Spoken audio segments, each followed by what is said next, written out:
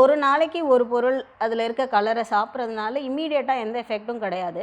But ரெகுலராக அதை நம்ம வாங்கி வாங்கி சாப்பிடும்போது இப்போ ஒரு சிப்ஸ் பேக்கெட்டு, ஒரு கேண்டீஸு, ஒரு ஐஸ்கிரீம்ஸு, இல்லை நம்ம ஐஸ்கிரீம் ஸ்டிக்ஸ் வாங்குகிறோம். ஸோ இந்த மாதிரி ஃப்ளேவர்ஃபுல்லாக இருக்கிற இது கலர்ஃபுல்லாக இருக்கிறது வாங்கும்போது அதை நம்ம திரும்ப திரும்ப வாங்குகிறோம். ஸோ இது ஒரு ஸ்லோ பாய்சனாக நமக்கு அமையுது.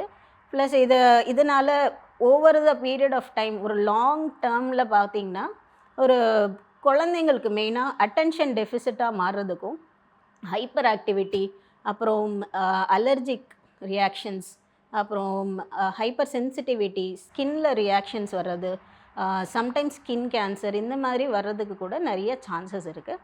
பெரியவங்களுக்கும் இது வர்றதுக்கு அதிகமான சான்ஸ். பட் இந்த ஆட்ஸ் இந்த ஃபுட் கலரிங் ரிலேட்டடாக இருக்கிறது எல்லாமே பார்த்திங்கன்னா குழந்தைங்களை பேஸ் பண்ணி இருக்கிறது. So they are much more vulnerable to these kind of food கலர்ஸ்ன்னு சொல்லுவாங்க.